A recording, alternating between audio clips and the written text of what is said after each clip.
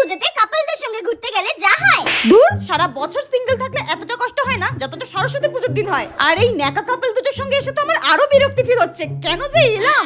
উফ, খুব খিদে পেয়েছে, একটু ঝাল ঝাল পাপড়ি চাট খেয়ে নি। এই না বাবু, খাও, আমি তোমাকে নিজের হাতে খাইয়ে দিচ্ছি। এদের ন্যাকামো দেখলে গা জ্বলে যায়। ওর তো নিজেরও হাত আছে, একা একা খেতে পারে না। খাও। উফ বাবা, কত ঢং। এদের দিকে তাকিয়ে লাভ নেই, আমি খেয়ে নিই।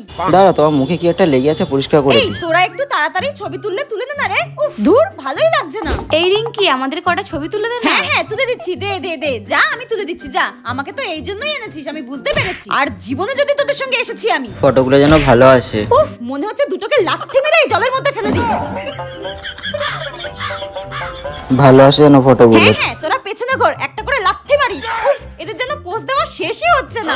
ব্যাস, এটাই আমি লাস্ট তুললাম। আর আমি একটা ছবিও তুলবো না। নে, তোদের জিনিস ধর, আমি আর একটা জিনিসও ধরবো না। আমি গেলাম এখান থেকে, তোরা যত ইচ্ছা দেখাবো কর।